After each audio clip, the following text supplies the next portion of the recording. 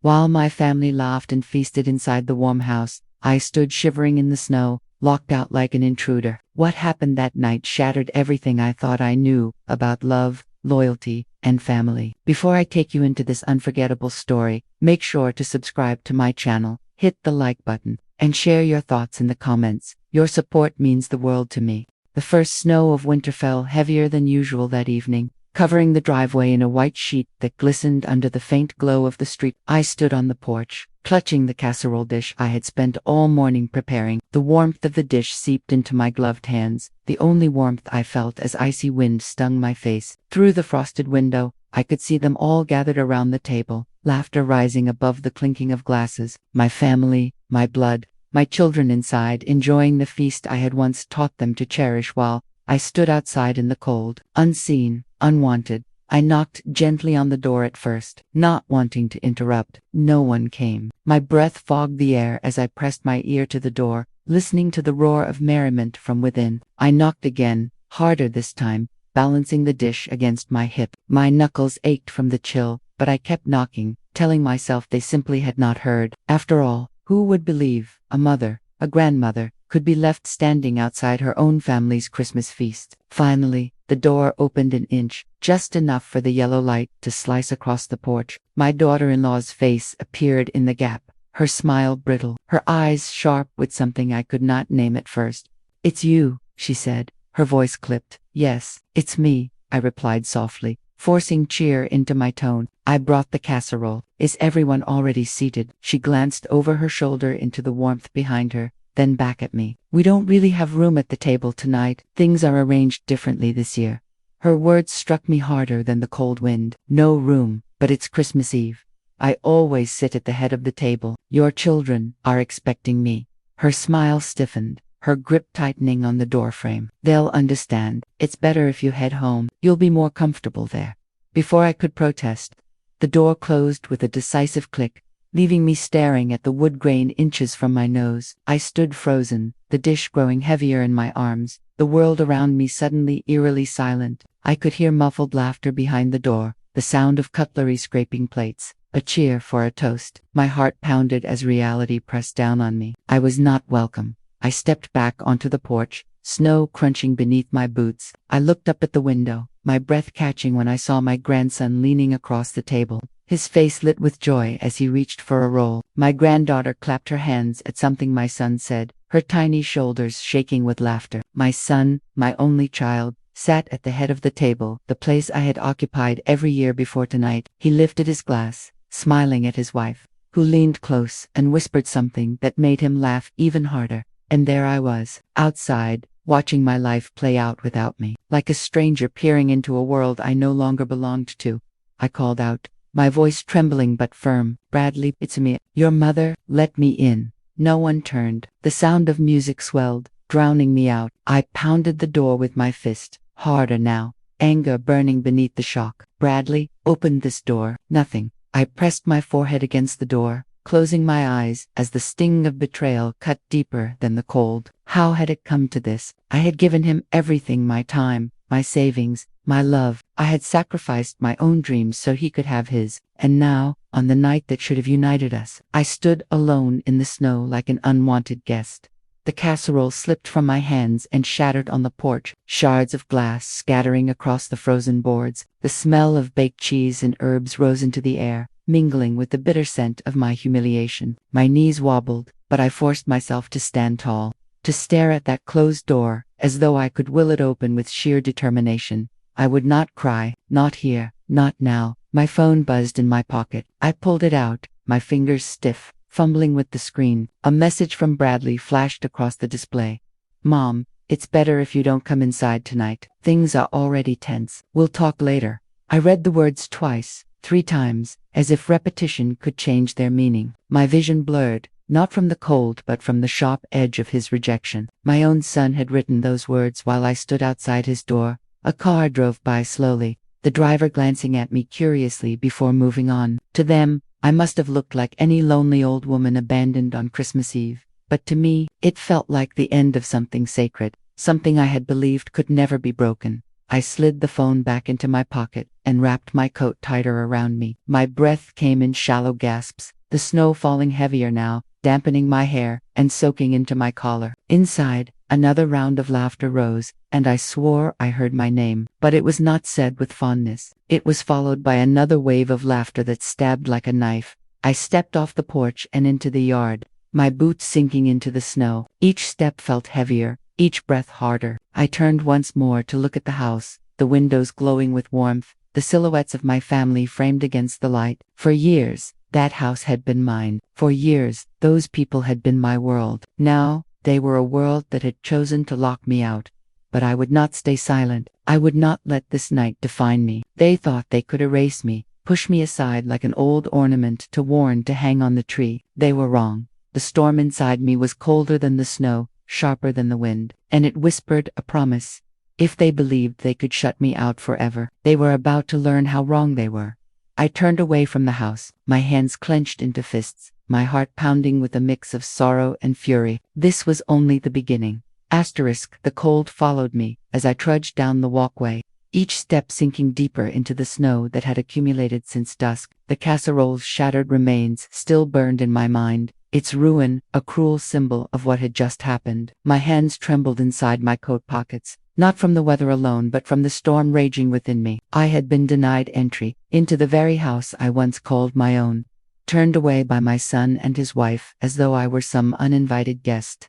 I reached the end of the driveway and stopped. Across the street, the Johnsons' house was aglow with colored lights, their front yard adorned with reindeer and a glowing Santa Claus. Through their window, I saw children darting around the living room, their laughter piercing the still night air. It was a scene I had once known in my own home, when Bradley was young and Christmas was ours. Back then, I had stayed up all night sewing stockings and baking pies, creating magic out of nothing so he would never feel the absence of his father. Now, it seemed, all of that love and sacrifice had faded into a memory he could lock outside in the snow.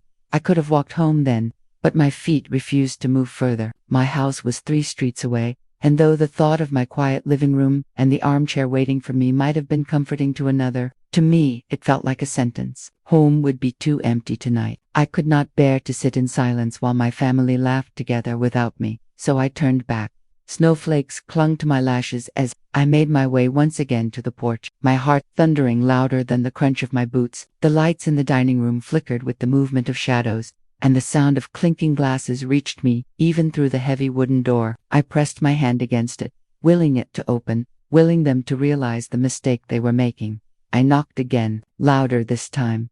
The laughter inside faltered for a moment, and then I heard footsteps. The door opened, but only a crack. My son stood there now, his face flushed from wine and warmth, his smile faltering when he saw me. "Mom," he began, his voice low, almost apologetic. "Why are you still here?" My chest tightened. "Because this is Christmas Eve, Bradley, because I am your mother. You cannot leave me standing out here like this." He glanced behind him, where his wife stood, her arms crossed, her eyes cold. She shook her head slightly, and I saw the decision harden in his gaze. "Mom, you need to go home. Tonight is not a good night. We will talk about this later."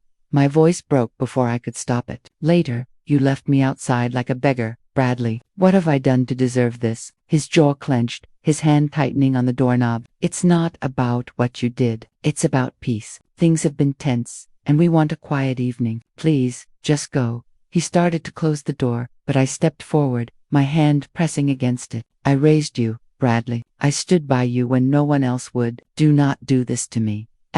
For a moment, I thought I saw guilt flicker in his eyes, but then his wife's voice cut through the air like a knife. "Bradley, enough. She is making a scene. Close the door." And just like that, the door shut again, sealing me outside once more. This time, I did not knock. I stood there, the sting of rejection coursing through me, stronger than the icy wind. My son had chosen her over me. The boy I had once cradled in my arms had looked me in the eye and turned me away. I staggered backward, my boots slipping on the slick boards. My hand caught the porch railing just as my knees threatened to buckle. Rage, sorrow, and disbelief collided inside me, until I could not tell one from the other. I wanted to scream, to shatter their perfect evening with the sound of my anguish. Instead, I stood silently, the snow falling heavier, burying my footprints in white. Snow falling heavier, burying my footprints in white. I heard movement above me and looked up. Through the upstairs window, my granddaughter's face appeared, her small hands pressed against the glass, her wide eyes searching the darkness. When she spotted me, her lips formed the word, "Grandma." My heart leaped, hope surging through me. But before I could wave, a hand reached out and pulled her away. The curtain yanked closed in an instant. That final glimpse seared into me like fire. She had seen me, she had wanted me, but even that was taken away. I turned from the house, my breath ragged, my body trembling with fury and grief. I walked down the street without knowing where I was going, my mind racing through every memory, every sacrifice. Bradley's first bicycle, the nights I worked double shifts to pay for his college, the times I went without so he could have more. Each memory now felt like a betrayal dot at the corner. I stopped beneath the flickering streetlight. My phone buzzed again. Another message from Bradley. "Mom, please don't make this harder. Just go home. We'll make it up to you another day." Another day. As though I were an afterthought, something to be postponed until convenient. I stared at the message, until my hands shook so violently I almost dropped the phone. Then I tucked it back into my pocket, my resolve hardening. If they thought they could erase me from this night, they were wrong. I would not disappear into the shadows. I would not be silenced or forgotten. This was my family, my blood, and I would not surrender my place so easily. I made my way back toward the house once more, each step heavier with determination. The snow no longer felt like an enemy but like a cloak, concealing me as I approached. The windows glowed, the shadows inside shifting as they moved from the table to the living room. Music played, soft and cheerful, a cruel soundtrack to my isolation. I reached the porch and placed my hand on the door once again. This time, I did not knock. I tested the handle, finding it locked, and a sharp smile curved across my lips. If they wanted to lock me out, they had underestimated me. I circled the house slowly, my boots crunching in the snow, my breath fogging the air. At the back, I found the old cellar door still where it had always been, tucked beneath the deck, hidden from view. My son had forgotten, but I remembered. I had built this home with my own hands, and I knew every corner of it. I crouched and tugged at the cellar door. It resisted at first, stiff from years of neglect, but with a sharp pull it gave way, creaking open into darkness. The smell of damp earth rose up, mingling with the scent of betrayal that still lingered in my chest. As I descended into the shadows, one thought burned in my mind. They wanted me gone, but they had just made the mistake of underestimating a mother's will. What waited inside that house would not be the warm reunion I had once hoped for. No, this night was already fractured beyond repair. But I would not leave it unfinished. Not now. Not ever. The cellar steps groaned under my weight as I descended into the shadows, my breath echoing in the narrow space. The smell of damp earth and mildew clung to the air, mixing with the faint metallic temps of rust. My hands brushed the rough stone walls, guiding me downward until my boots landed on the dirt floor. For a moment, I stood still, my heart pounding so loudly, I feared it might give me away. Above me, laughter drifted faintly through the floorboards. The sound no longer felt like music but like mockery, every cheer and giggle a reminder of the door slammed in my face. I tilted my head back, staring at the ceiling as if I could see them, gathered together, while I crouched in the dark like a trespasser. But I was not a trespasser. This was the house I had built, the house where I had poured years of sweat, love, and sacrifice. Every brick, every board carried my fingerprints. If anyone was trespassing tonight, it was the woman who had turned my son against me. I ran my fingers along the shelves lining the cellar. Dust clung to jars of preserves long forgotten, relics of a time when I had stored away food for winters harsher than this one. A broken chair leaned in the corner, and beside it, the faint outline of the narrow stairway that led up to the kitchen. The door at the top was thin, painted white, its edges cracked with age. I knew it well. I had opened it countless times, carrying laundry, food, and memories between the cellar and the life above. I placed my hand on the railing and began the climb. Each step creaked, the sound threatening to betray me, but the roar of music and chatter above covered it. Halfway up, I paused, my breath shallow, my ears straining. Through the thin door, I heard voices. "Bradley," my daughter-in-law said, her tone sharp and commanding. "You should not have answered her at all. She would have left by now if you had ignored her." "She is my mother," Bradley's voice answered, softer but weary. "I could not just leave her standing there." "You already have," she replied coldly. "Do not start doubting now. Tonight is about us, not her." I gripped the railing tighter, my knuckles whitening. Her words cut deeper than the wind ever had. Tonight was about them, not me. The family I had built, the traditions I had created, all claimed by someone who had not been there when it mattered. My hand pressed against the cellar door. The wood cooled beneath my palm. I could push it open, walk into that kitchen, and shatter the illusion of peace they thought they had built. The image of their shocked faces filled my mind, and for a moment, I nearly did it. But then I stopped. No, not yet. I wanted them to feel the weight of what they had done. I wanted them to sense me lingering just beyond their sight, a shadow they could not erase. If they thought shutting the door would make me vanish, they were wrong. I withdrew my hand and sank onto the step. My body pressed into the shadows. I would wait.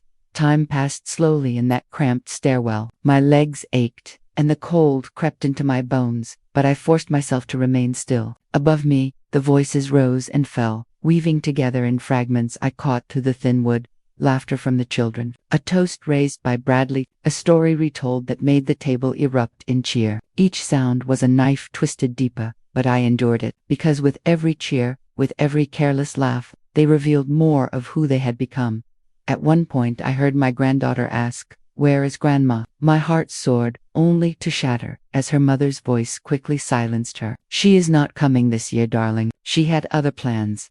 Lies, cold, deliberate lies. The girl's disappointed sigh echoed in my ears, long after the voices shifted back to laughter. I clenched my fists, nails digging into my palms until I felt the sting of skin breaking. They were rewriting me out of the story, erasing me from the lives of the very children who once clung to me for comfort. I rose slowly, each step deliberate, and placed my hand once again on the door. I would not storm in, not yet, but I could make them feel me. With a sharp twist, I rattled the doorknob once, then twice, enough to make it shake in its frame. I froze, listening. The laughter stopped. "Did you hear that?" Bradley's voice, uncertain. "It is nothing," his wife said quickly. "The house settles in the cold. Sit down." But it sounded like I said, "Sit down." Her command carried weight, and soon the music resumed, though more subdued now. I allowed myself a thin smile. They knew I was near. They tried to ignore it, but the seed of unease had been planted. I withdrew into the shadows once more, satisfied. I would let the night stretch on, let them pretend they were safe in their feast while I lingered just beyond their walls. The longer they ignored me, the stronger my resolve became. As midnight approached, the sounds shifted. Chairs scraped across the floor as they moved from the table to the living room. The children squealed as gifts were passed, the tearing of paper mingling with cries of delight. My heart twisted, remembering the years I had been the one to buy those gifts, to hide them beneath the tree, to watch their eyes light up with wonder. Now, my role was reduced to shadows and silence, but not for long. A sudden crash from above startled me, followed by hurried footsteps. My pulse quickened as I pressed my ear to the door.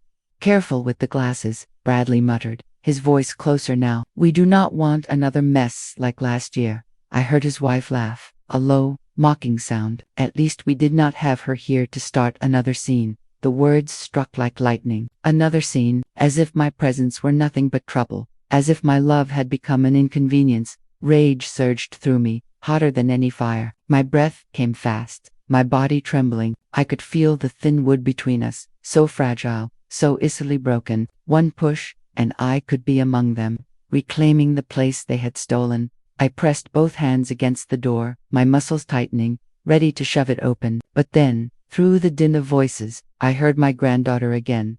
"Grandma would never start a scene. She loves us." The room fell silent for a moment. I held my breath, clinging to her words, the only light in the suffocating darkness. But then her mother spoke, cold and final. "She is gone, darling. Stop asking." Something inside me snapped. Gone. They had not just locked me out. They had erased me, declared me dead in spirit if not in body. I pulled back from the door, my chest heaving, my vision swimming with fury. They thought they could bury me in silence, convince the children I no longer existed. They had underestimated me once again. I descended back into the cellar, each step sharp with purpose. My eyes adjusted to the darkness, and I spotted the old tool chest against the far wall. My hands trembled as I opened it, revealing hammers, nails, and rusted crowbars. Nails and rusted crowbars. If they wanted to play at pretending I was gone, I would remind them I was very much alive. I would not leave tonight forgotten. The house above me pulsed with light and laughter. But down here in the shadows, a new resolve was born. I would not beg for a seat at their table. I would take back what had always been mine. And when I stepped through that door, it would not be as the meek mother they thought they had silenced. It would be as something far stronger, forged in the fire of betrayal and the cold of rejection. This night was not theirs anymore. It was mine. The night after I found myself locked outside while my family feasted in warmth was not one I spent in peace. I tossed in bed, my body shivering even though I had finally managed to warm up with layers of blankets. The sting was not just in my bones, but in my heart. Betrayal does not leave quietly. It lingers like frostbite, reminding you that something vital has been damaged, perhaps permanently.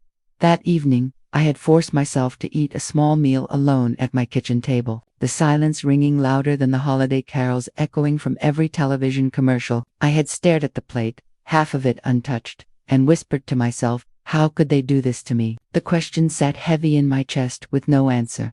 The next morning, I woke early, determined not to let myself sink into despair. My daughter-in-law had made a statement, one she thought I would accept quietly. She wanted me out, cut off, silenced. My son's silence had been her greatest weapon. He stood by and let it happen. That was something I could not forgive. I decided that I needed answers, and not whispered ones behind closed doors. I needed the truth dragged out into the light. I would not be erased so easily from the very family I had sacrificed everything to nurture. So I began my day with a plan. I dressed carefully, choosing a long wool coat and boots, ready to face not only the bitter cold outside but the storm I would bring to their doorstep. With shaking hands, I packed a small folder into my handbag. Inside was a copy of my will, documents of the house deed, and proof of the many sacrifices I had made for them. I had supported their down payment, paid for unexpected medical bills, and provided free childcare when both of them were climbing the ladders of their careers. My hands had always been open. Now those very hands trembled as I closed the folder.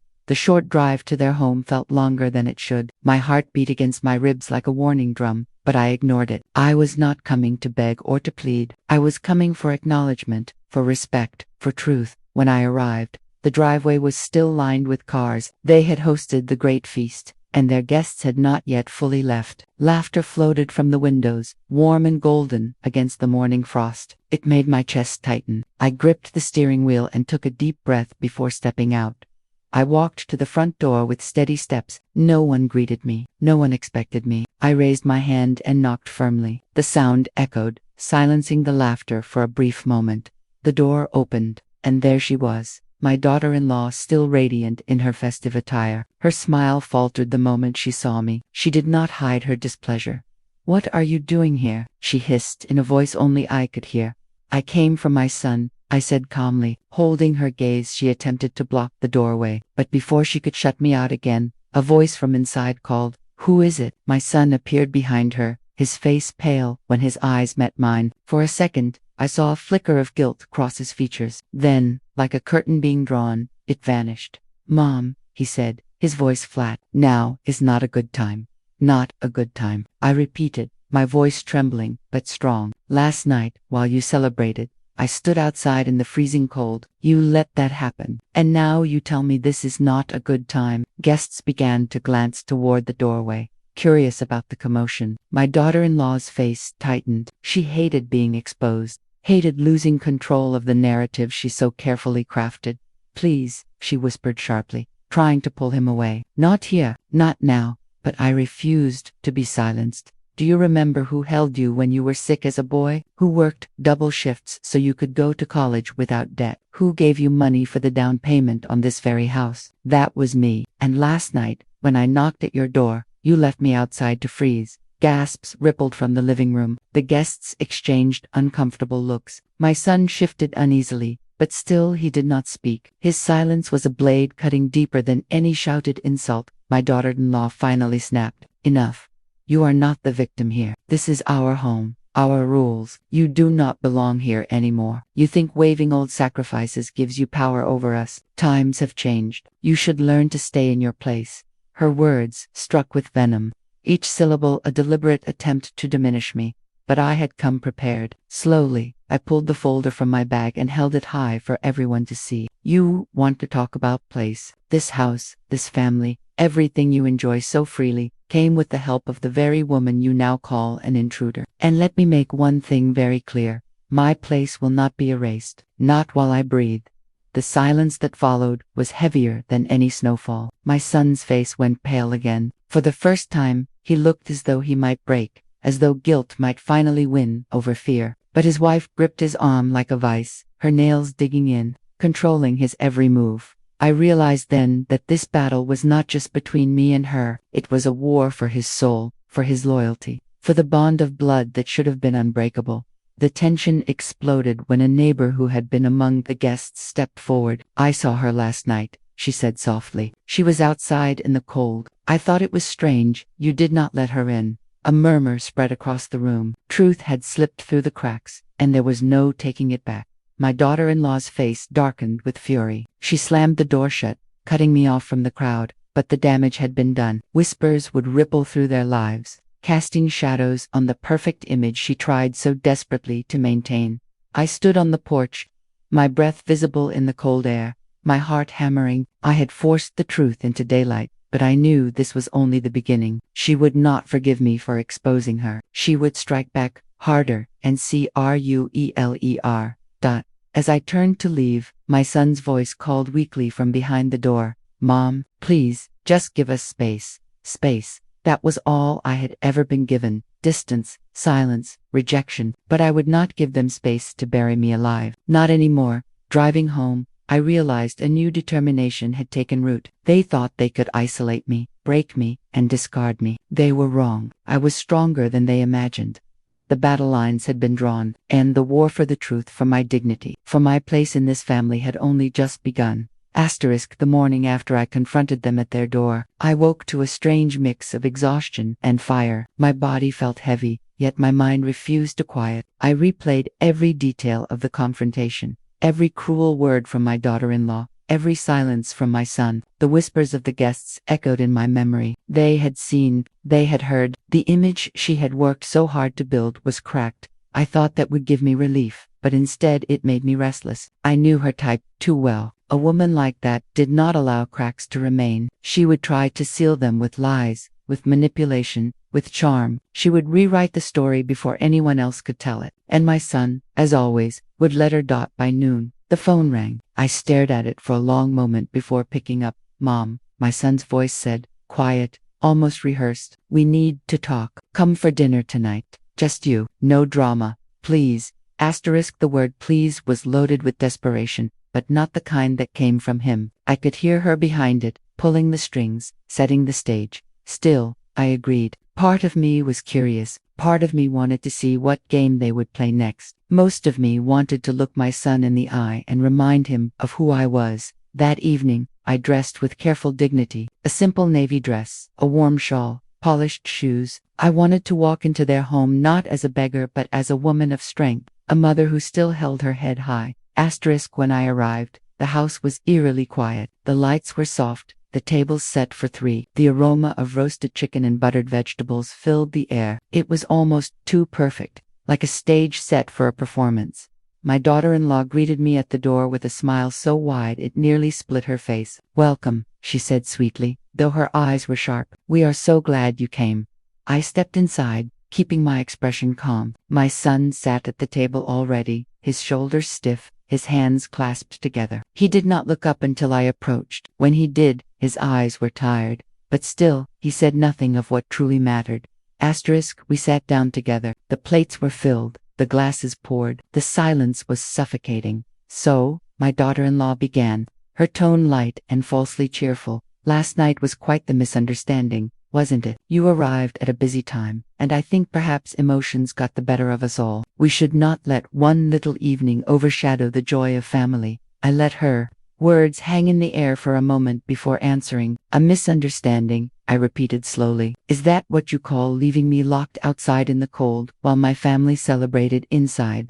In the cold while my family celebrated inside." Her smile faltered, but only slightly. "You are exaggerating. It was not like that. You arrived uninvited, and I thought perhaps you needed space." My son shifted uncomfortably. But again, he said nothing. "Space," I said firmly. my eyes never leaving hers. You call freezing in the snow space. You call humiliation space. Do not twist the truth into something polite. What you did was cruel. The air grew heavy. My son finally lifted his glass and took a slow drink, as though drowning his guilt. His silence roared louder than words. My daughter-in-law leaned forward, lowering her voice as though the table itself might be listening. Listen carefully. You are creating unnecessary drama. People talk. They saw what happened last night, and gossip is already spreading. If you continue to fuel it, you will only embarrass yourself further. Think about how that will look. Her threat was veiled in sugar, but it was a threat nonetheless. I placed my fork down and folded my hands. Embarrassment is not mine to carry. You showed the world who you are when you left me outside. I will not cover your shame to protect your image. For the first time that evening, my son spoke. Mom, please, let's not fight. We are here to eat together, not to argue. The crack in his voice betrayed him. He wanted peace, but peace had been destroyed long before I knocked on their door. We ate in silence after that, each bite tasting of tension. My daughter-in-law kept her smile plastered on, but her eyes burned. My son stared at his plate, his shoulders weighed down by chains I could not see but knew were there. Halfway through the meal, she tried again. You know, she said lightly, we have been thinking. Perhaps it is time you considered other arrangements, somewhere more suited for you, a community, maybe, somewhere you would be surrounded by people your own age. It might be nice for you. The fork in my hand froze. There it was, the plan, to push me out completely, to make me believe I no longer belonged in their lives. I looked at her with calm steel. You want me gone. Admit it plainly, instead of dressing it up as concern. Her smile flickered. I only want what is best for everyone. I turned to my son. And you? Is this what you want? To tuck your mother away like an old relic, to pretend the sacrifices I made never happened, to erase me? He finally looked up, his eyes glassy. I don't know what I want anymore. Those words cut deeper than a blade. They told me everything. He was lost, caught between the woman who controlled him and the mother who raised him, and he had no strength to choose. I realized then that the dinner was not about reconciliation. It was about control. She wanted to reframe the story, to silence me, to make me doubt myself. She wanted me to surrender quietly, but I would not. I placed my napkin on the table and stood. Thank you for the meal, I said steadily, but I will not sit here and pretend that cruelty is kindness. If you wish to erase me, you will find it is not so easy. My son rose halfway, as if to stop me, but his wife placed a firm hand on his arm. He sank back down, trapped once again. I walked to the door with measured steps. My heart pounded, but my back remained straight as I reached for the handle. I heard her voice behind me, soft but dripping with menace. Be careful, or you will regret this. I turned just enough to meet her gaze. The only thing I regret is ever letting you into this family. With that, I left. The cold night air struck my face, but it felt cleaner than the poison inside that house. Driving home, I realized the truth. This was no longer just about being left outside in the cold. This was a silent war, fought at dinner tables and behind closed doors. And I was not afraid to fight. The feast inside might have been warm, but it was hollow. The strength I carried was colder, sharper, and far more enduring. The night after the dinner, I lay awake listening to the ticking clock on my bedside table. Every tick was a reminder that time was slipping by, and with it, my patience. Their attempt to reframe cruelty as concern had not only failed but had sharpened my resolve. I would not fade quietly. I would not hand them the satisfaction of seeing me crumble. By morning, I was exhausted but clear-headed. I brewed a strong pot of tea, sat at my kitchen table, and spread out the folder of documents again. The papers told the story of my sacrifices better than any words could. Receipts, bank transfers, signed agreements, every one of them a testament to how much I had poured into their lives. But as I looked at them, I realized something. These were not just papers, they were weapons. The phone buzzed around noon. A neighbor, the one who had spoken up at the feast, was calling. I hope you don't mind me reaching out, she said hesitantly. I wanted to check on you after what I saw. It didn't sit right with me. Her voice was warm, but behind it was concern. I thanked her, grateful that someone had noticed, someone had cared enough to speak. She went on to tell me that others had whispered too, that the image of the perfect family had already begun to fracture. That was when I realized the truth was not mine alone to carry. Others had seen glimpses of it. I just needed to make sure it could not be hidden away again. By the afternoon, I made a decision. I would attend the next family gathering, uninvited if necessary. They thought they could erase me by locking the door, by rewriting the story, by pretending I no longer existed, but my presence would remind them that I was not going anywhere. The opportunity came sooner than I expected. An invitation for a small gathering at their home appeared in the community newsletter. It was a charity dinner, something my daughter-in-law loved to host, to parade her generosity. The guest list would include neighbors, colleagues, people who admired her carefully polished image. I knew then what I had to do. On the evening of the event, I dressed in my best, a deep emerald dress, pearls at my throat, and a coat that carried both dignity and warmth. As I stood before the mirror, I whispered to myself, "You are not invisible. You are not erased. You are stronger than they think." When I arrived, the driveway was already filled with cars. Laughter and music spilled from the house, the sound of glasses clinking in cheer. I walked up the path slowly, each step deliberate. This time, I did not knock timidly. I rang the bell firmly, announcing my arrival. The door opened, and gasps followed. My daughter-in-law stood frozen, her smile faltering when she saw me. For a moment, I saw panic flash in her eyes. "Good evening," I said smoothly. I thought I would join. After all, charity begins at home, does it not? Whispers stirred behind her as guests leaned to see who was at the door. She had no choice but to let me in. Her reputation depended on it. I entered the room, and the conversations shifted. Some guests nodded politely, others whispered, but all eyes flicked between me and her. My son stood at the far end of the room, his glass in hand, his face pale. He looked like a man torn in two, caught between duty and fear. The dinner began, and though my daughter-in-law tried to control the evening with her flawless smile and practiced charm, I felt the tension humming beneath every word. She avoided my gaze, but I knew she was planning her next strike. Halfway through the meal, it came. She rose from her seat, tapping her glass for attention. "I want to take a moment to thank everyone for being here tonight," she said warmly. "Family and friends mean so much, and I am grateful for the love and support that surrounds us, especially in times when misunderstandings can cause unnecessary tension. Tonight is about healing, forgiveness, and moving forward." Her words were aimed at me, cloaked in politeness but sharp enough to cut. Guests nodded approvingly, charmed by her grace. I let the silence settle before I stood. "I, too, am grateful for family and friends," I said clearly, my voice carrying across the room. "And I believe healing begins not with silencing the truth but with facing it. Forgiveness cannot exist without acknowledgement of the harm done." Gasps fluttered across the table. My son's head dropped into his hands. My daughter-in-law's smile stiffened, her eyes flashing daggers at me. "You twist everything," she said under her breath, too low for most to hear but not low enough for me to miss. I leaned slightly forward, my eyes steady. "No, I reveal what you work so hard to hide." The room grew uncomfortably quiet. Guests shifted in their seats, uncertain where to look. The perfect image she had crafted was slipping, and she knew it. Desperate, she tried to regain control. "Perhaps this is not the time or the place," she said, her tones still sweet but trembling beneath the surface. "This is exactly the time and place," I replied firmly. "When you locked me outside in the cold, when you left me to shiver while you feasted, that was not just cruelty to me. That was cruelty to the very values this family claims to stand for. If we cannot speak the truth here, among friends and neighbors, then where can we speak it?" The silence that followed was suffocating. Finally, one of the neighbors cleared his throat. "I saw her that night," he said quietly. "She was out there, alone. I thought it was strange she wasn't inside." The ripple of whispers spread again. My daughter-in-law's face blanched. She could not deny it any longer. My son finally spoke, his voice breaking the air like a crack of thunder. "It happened. She was outside, and I let it happen." His eyes filled with tears, his shoulders slumping under the weight of confession. "I am ashamed."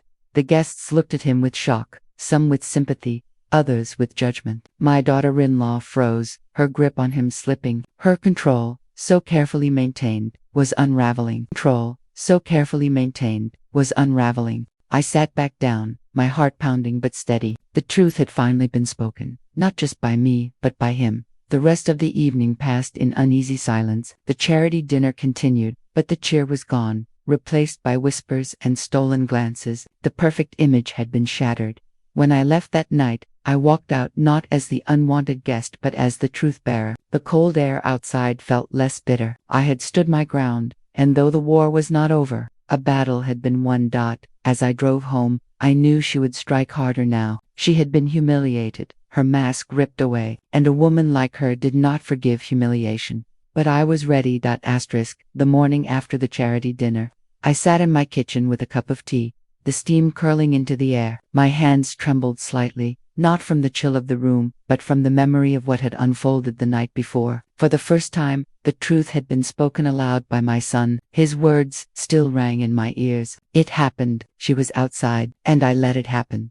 Those words were not just a confession. They were a crack in the wall my daughter-in-law had built around him. For a brief moment, I had seen him again, the boy I raised. The man I believed still existed beneath her grip, but cracks can be mended, and I knew she would waste no time sealing them with her venom. By noon, the retaliation began. The first call came from a friend in town. "I heard some troubling things," she said cautiously. "Your daughter-in-law has been speaking about you. She said you have been unstable lately, that you create stories in your head, that you embarrassed the family at the dinner." My heart clenched. She was already spinning her web, painting me as a frail old woman who could not distinguish truth from imagination. It was a clever tactic. In a world where age is often mistaken for weakness, her lies would find easy soil to grow.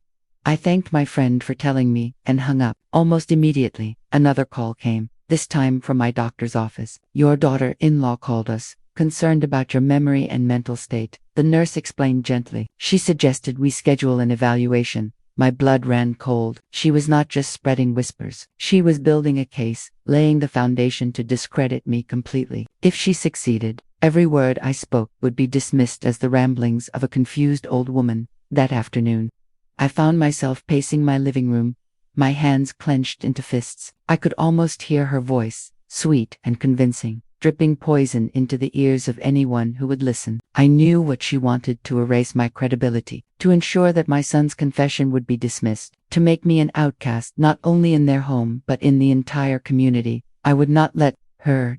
I gathered the folder of documents again and added to it letters from colleagues, testimonies from neighbors, records of my years of service as a teacher. Every piece of evidence I could find that proved my clarity, my integrity, my place in the world. She thought she could strip me of dignity with lies, but I would answer with truth. Days passed, each one heavier than the last. Whispers followed me at the grocery store. Neighbors avoided my eyes. Invitations to gatherings I once attended stopped arriving. The isolation grew like a creeping shadow. But one evening, as I sat by the fire trying to steady my heart, there was a knock at the door. When I opened it, my granddaughter stood there, bundled in her coat, her eyes wide and uncertain. "Grandma," she whispered, "Mom says I should not come here, but I wanted to see you." Tears pricked my eyes as I pulled her into my arms. She smelled of winter air and innocence. "You are always welcome here," I said firmly. "Always." She looked up at me, her small face troubled. "Why is Mom so angry with you?" I hesitated. How do you explain betrayal to a child? How do you unravel lies without breaking a young heart? I smoothed her hair and answered softly, "Sometimes people are afraid of the truth, and when they are afraid, they hurt others. But you must always remember, hurting someone does not make the truth disappear." She nodded slowly, as if storing my words deep inside her. We sat together for an hour, playing a board game, sipping cocoa, and for a brief time, the world felt lighter. But when I walked her back to the car waiting at the curb, my daughter-in-law sat behind the wheel, her eyes blazing. The window rolled down. "Do not undermine me," she said coldly. "If you think you can turn her against me, you will regret it." I met her glare without flinching. "I do not need to turn her against you. Your actions will do that themselves." Her lips curled into a smile that did not reach her eyes. "You are playing a dangerous game." She drove away, leaving me standing in the cold night air, my heart pounding. I knew then that the battle had escalated. She would not stop at whispers. She would not stop until she had stripped me of everything: my reputation, my family, my place in their lives. And so, I began to prepare. I spent the next week reaching out to people quietly, carefully: old friends who had known me for decades, former colleagues who respected me, neighbors who had seen the truth with their own eyes. I collected their words, their support, their willingness to speak if needed. Piece by piece, I built my defense. But even as I worked, the isolation deepened. At church, I felt eyes on me, pitying, questioning. In the market, conversations hushed when I entered. It was as if I carried a mark on my forehead, one branded by her lies. One evening, I received a letter in the mail. The envelope bore my son's handwriting. My hands shook as I opened it. Inside was a single sheet of paper. Mom, please stop making this worse. She is only trying to help. If you continue like this, I cannot protect you. Let it go. The words cut me deeper than any rumor. He believed her, or perhaps he was too weak to believe me. Either way, the result was the same. He was slipping further from my reach. I held the letter to my chest, my tears falling freely. The boy I raised was still in there somewhere, but the man he had become was bound by chains of fear and control. I whispered to the empty room, I will not let you erase me. I will not vanish quietly. The fire crackled in the hearth, the only witness to my vow. I knew what had to come next. If she wanted to drag me into the shadows, I would drag her into the light. If she wanted to paint me as unstable, I would show the world her cruelty. The war was no longer silent, it was roaring, and I would not be the one to back down. The first snowfall of the season came quietly, blanketing the streets in white, muffling the world outside my window. Yet inside my home, there was no peace. The fire in the hearth crackled, but it could not warm the cold that had settled into my bones. Each passing day, the whispers, my daughter-in-law, spread grew louder, more insidious, until they began to shape reality. It began with subtle changes. A neighbor who once waved warmly now gave a stiff nod before turning away. A friend I had known for 30 years canceled our weekly tea with an excuse so thin it barely covered the truth. Invitations to gatherings continued to vanish, leaving my evenings filled with silence. The isolation was no accident. It was her design, and she was executing it flawlessly. The moment I realized how deeply her trap had been set came during a visit to the pharmacy. I stood in line, clutching my prescription, when two women behind me spoke in hushed tones. Such a shame, one murmured. She used to be so sharp, but you know how age creeps in. I heard she caused a scene at the dinner. The other replied, accused them of locking her out. Imagine thinking something like that. Their voices cut into me like knives. I turned, ready to defend myself, but the look in their eyes stopped me. It was not cruelty but pity. They already believed the lie. In their minds, I was no longer a woman wronged. I was a fragile mind unraveling. I returned home with a heaviness pressing down on me. For the first time, I wondered if her plan might succeed. If she convinced enough people, would even my own memories be questioned? Would I become a ghost trapped inside my own life, unheard and unseen? That night, I sat at my desk and wrote in my journal. I wrote down every detail of that cold night outside the house. Every word my son had spoken at the dinner, every threat his wife had made. I wrote with the determination of someone who refused to be erased. If my voice was silenced, these words would remain. Proof that I had lived, that I had fought, that I had not lost my grip on truth. But my determination did not stop her escalation. A week later, I received a letter. It bore the official seal of the county. My hands shook as I opened it. Inside was a notice. A petition for guardianship had been filed against me. My daughter-in-law claimed I was no longer capable of managing my affairs. I dropped into the nearest chair, the letter slipping from my hands onto the floor. This was her plan all along. It was not enough to isolate me socially. She wanted control of everything, my home, my savings, my life. The next day, I called the courthouse to confirm, my voice trembling. The clerk confirmed it. A hearing had been scheduled. She was not content with whispers anymore. She wanted the law itself to silence me. I spent that evening pacing my living room, fury rising in my chest. You will not take my life from me, I said aloud, my voice echoing against the walls. I am not broken. I am not yours to control. I knew what I had to do. I gathered my folder of documents again, thicker now with letters of support from friends who still believed in me, medical records proving my soundness of mind, and statements from those who had witnessed her cruelty. This was not just defense. This was battle. But as I prepared, another blow came. My granddaughter stopped visiting. Days turned into weeks, and the silence from her grew unbearable. Finally, I called, my heart pounding as I dialed the number. She answered in a whisper, Grandma, I cannot come anymore. Mom says it is not safe. She says you get confused, and I might get lost if I am with you. Tears stung my eyes. Do you believe that, sweetheart? There was a pause. Then her small voice answered, No, but I do not want to make her angry. My heart broke. Even innocence was being weaponized against me. I ended the call with a shaky voice, assuring her I loved her no matter what. Afterward, I sat in the darkness of my living room, the weight of my solitude pressing harder than ever. Yet in that darkness, a spark of defiance grew. If my daughter-in-law thought she could destroy me with lies, she underestimated me. I had lived through loss, through hardship, through storms that would have broken weaker souls. I would not be undone by her I began to plan not just my defense but my retaliation. She wanted the world to believe I was frail. I would show them I was strong. She wanted to cast me as confused. I would prove I saw more clearly than anyone. I reached out quietly to a journalist I had once taught in school, now a respected writer in the local paper. I told her I had a story. At first, she hesitated. Stories of family disputes were delicate, but when I showed her my folder, the documents, the testimonies, the contradictions in my daughter-in-law's claims, her eyes sharpened with interest. "Let me look into this," she said firmly. "If what you say is true, people need to know." For the first time in weeks, I felt a flicker of hope, but hope can be dangerous. It can make you careless. And she was watching me.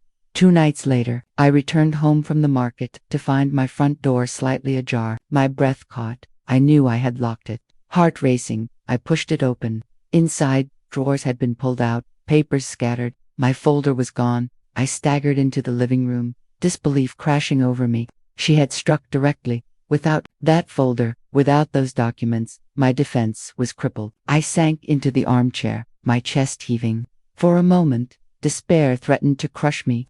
She had stripped me of allies, isolated me, silenced my granddaughter, and now stolen my proof. But then something inside me hardened. She had taken the folder, yes, but she had not taken my memory. She had not taken my voice, and she had not taken the truth. I rose from the chair, my resolve steeling. "You may think you have one," I whispered into the empty room, "but the fight is not over. It has only begun." As the snow continued to fall outside, covering the world in silence, I knew what I had to do. I would rebuild my case, stronger than before. I would gather new allies, those who had seen her mask slip, and I would expose her, not just to the court, but to everyone she had deceived. The trap she had set was tightening, but I would not be its prey. I would turn it against her. The war between us was entering its most dangerous stage, and only one of us would emerge unbroken. The day of the hearing arrived, like a storm cloud that had been building for weeks. My hands trembled as I buttoned my coat that morning, though not from the winter chill. Every step toward the courthouse felt like a march into battle. My daughter-in-law wanted the world to believe I was frail, confused, and incapable. Today, she would stand before a judge and attempt to strip me of my freedom. I carried no folder this time. She had stolen that instead. I carried the weight of my determination and a notebook in which I had rewritten every memory, every incident, every threat. Words could be stolen on paper, but not from my heart. When I entered the courthouse, I saw her immediately. She stood tall in a tailored suit, her hand clasped around my son's arm like a vice. My son avoided my gaze, his jaw clenched. She, however, looked directly at me, her lips curling into the faintest of smirks. It was a silent message. She believed she had already won. The hearing began promptly. The judge, a stern man with eyes that missed nothing, asked my daughter-in-law to present her case first. She rose with rehearsed elegance, her voice dripping with false concern. "Your Honor, we are here today because we fear for my mother-in-law's well-being. She has been confused, forgetful, and at times, unstable. It breaks my heart to say this, but she is no longer capable of making safe decisions for herself." She spoke of imagined incidents, bills unpaid, food spoiled in my refrigerator, doors left unlocked. Each lie was delivered with precision, designed to paint me as a danger to myself. My son sat beside her, nodding, though his eyes never lifted from the table. When she finished, the judge turned to me. "Mrs. Thompson, do you have a response?" I stood, my knees shaking but my voice steady. "Yes, Your Honor. I have lived in my home for over 30 years. I have paid every bill, cared for myself, and contributed to my community. The confusion you hear about today is not mine. It is a fabrication. My daughter-in-law has waged a campaign to silence me and to take control of what is not hers." The courtroom shifted. A murmur rippled through the small audience seated behind us. I opened my notebook and began to read. I described the night I was locked out in the cold while my family feasted inside. I spoke of the whispers spread in the community, the neighbors who turned away, the stolen folder of evidence. My voice trembled at times, but the truth gave me strength. The judge listened, his expression unreadable. When I finished, he leaned forward. "Do you have witnesses?" My heart pounded. This was the moment I had prayed for. From the back of the courtroom, the door opened. A woman entered, her heels clicking against the tile. It was the journalist I had contacted weeks ago. She carried a briefcase and moved with quiet authority. "Your Honor," she said, "with your permission, I would like to submit an article scheduled for publication tomorrow, along with statements from several community members. These statements attest not only to Mrs. Thompson's clarity of mind but also to her daughter-in-law's repeated attempts to discredit her." My daughter-in-law's face paled. She had not expected this. The judge accepted the documents, flipping through them slowly. My heart hammered in my chest as each second dragged. But the drama was far from over. The judge asked my son to testify. He rose hesitantly, his shoulders heavy with conflict. "Mr. Thompson," the judge said, "do you believe your mother is incapable of managing her life?" My son glanced at his wife, then at me. His lips parted, but no words came. The silence stretched until it felt unbearable. Finally, he spoke. I don't know." The courtroom gasped softly. His wife's eyes flared with fury, her nails digging into the armrest of her chair. "You don't know," she hissed under her breath, loud enough for the nearest rows to hear.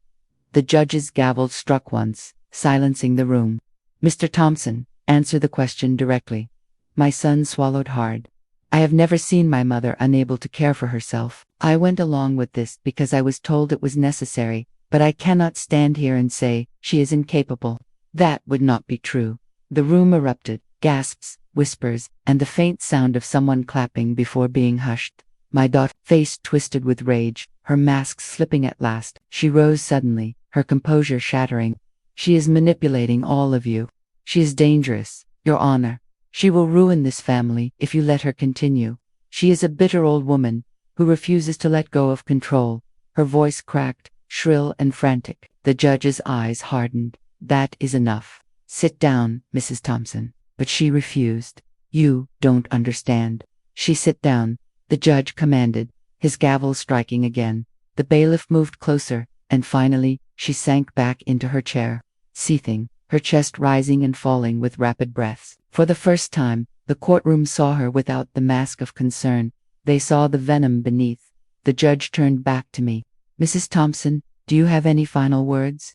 I stood tall, my hands no longer shaking.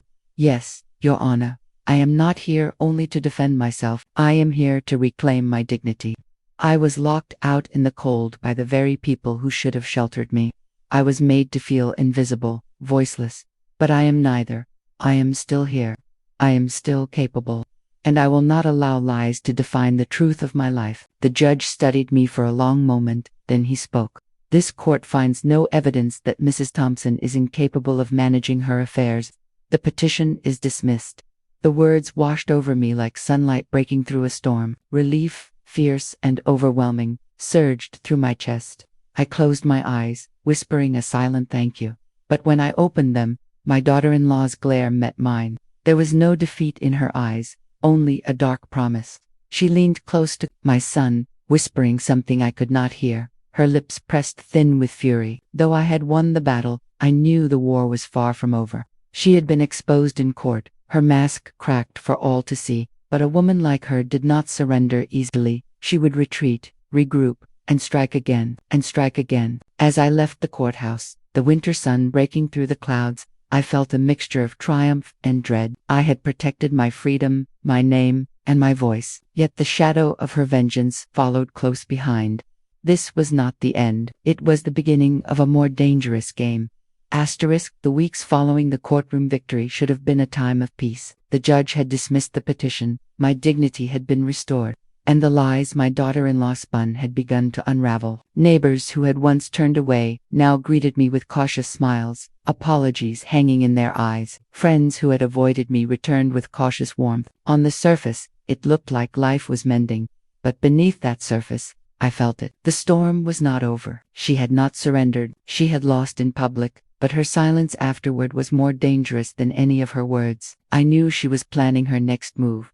It arrived on a Sunday evening. I was sitting by the window with a cup of tea when I saw a familiar figure in the snow. My granddaughter, bundled in her red coat, stood at the edge of the walkway, hesitating. My heart leaped. I rushed to the door, pulling it open before she could knock. "Grandma," she whispered, her eyes wide. "I was not supposed to come. Mom does not know I am here." I pulled her inside quickly, shutting the cold behind us. "What happened, sweetheart?" Tears welled in her eyes. "Mom is angry. She says you embarrassed her in front of everyone. She says she will make sure you pay. She told Dad that if he does not side with her, she will take me away and he will never see me again."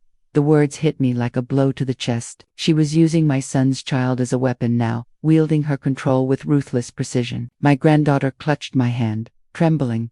"I do not want to go," she whispered. "I do not want to leave you or Dad, but she said she will make it happen." I held her close, my mind racing. This was not just about me anymore. She had turned her cruelty toward her own child, and I could not allow that. That night, I called my son. He answered on the third ring, his voice low and weary.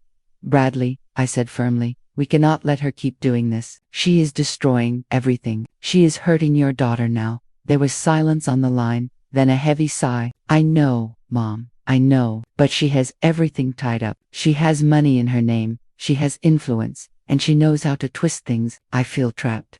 "You are not trapped," I told him. "You have a choice, but you need to find your courage before she takes away everything that matters." The line went quiet again, and I knew the battle inside him was raging. The final confrontation came sooner than I expected. 3 nights later, I heard a sharp knock on my door. When I opened it, she stood there, her eyes blazing, her breath rising in angry clouds. "Are you proud of yourself?" she spat. "You humiliated me. You turned my husband against me. You think you have one." I held my ground, my voice steady. "This was never about winning. This was about surviving. You tried to erase me, but I am still here." Her lips twisted into a cruel smile. "Not for long. You think the court protects you. You think your neighbors care. They will forget you soon enough, and when they do, I will take what is mine. What you call yours has never belonged to you." I replied sharply. "Not my home, not my life, not my family. You built your power on lies, and lies always collapse." Her smile faltered, but only for a moment. She stepped closer, her voice low and venomous. "If you stand in my way again, I will make sure you lose everything, even her." She meant my granddaughter. The threat was unmistakable. Something in me snapped. I had endured her whispers, her schemes, her cruelty, but this threatening the child's safety was a line that could not be crossed. I raised my voice, the sound echoing into the night. "You will not touch her. You will not poison her life the way you tried to poison mine. Do you hear me? I will protect her with everything I have." For the first time, she looked shaken. Perhaps she expected fear, surrender. Instead, she saw fire. Neighbors' lights flicked on, doors opened, faces appeared in the dark. Her outburst, her venom, was no longer hidden. People saw her for who she truly was. My son arrived minutes later, rushing down the street, his coat flapping in the wind. He stopped at the sight of us, me standing firm, his wife seething with rage. Neighbors gathered as witnesses. "Enough," he shouted. "This ends tonight." She spun toward him, her eyes wild. "You are weak. You let her control you. You will regret this." But he stood his ground. "No. I regret ever letting you turn me against my mother. I regret letting you make me doubt the woman who raised me. I regret not seeing the truth sooner." The words cut through the cold air like a blade. She gasped, her power slipping, her control unraveling. The crowd murmured, their judgment undeniable. In that moment, she realized she had lost, not just in court, but in the eyes of the community, in the heart of her husband, and in the soul of her daughter. She turned and fled into the night, her figure swallowed by the falling snow. The silence that followed was heavy, broken only by the crunch of boots as neighbors drifted back inside. My son walked to me, his face pale but resolute. "Mom," he said, his voice thick with emotion, "I am so sorry." I embraced him, tears streaming down my face. "It is not too late, Bradley. We can rebuild, but you must protect your daughter. She needs you now more than ever." He nodded, his arms tightening around me. "I will, I promise." My granddaughter appeared at his side, her eyes wide but hopeful. She slipped her small hand into mine, and for the first time in months, I felt something close to peace. We walked inside together, the warmth of the house enveloping us. The fire flickered, casting a golden glow on the walls. It was not just my home anymore. It was a sanctuary again, for all of us. As I sat by the fire, watching my granddaughter laugh softly with her father, I realized something profound. The battle had not only been about defending my dignity, it had been about breaking the chains of cruelty that had ensnared my family. By standing up, I had given my son the strength to stand too. The war was over. She was gone, her shadow fading into the snow. And those scars remained. We had survived. I lifted my cup of tea, the warmth seeping into my hands, and whispered to myself, I am still here. I am still whole. And I am not alone anymore. The snow fell quietly outside, but inside, the cold no longer had power over me. The cold no longer had power over me.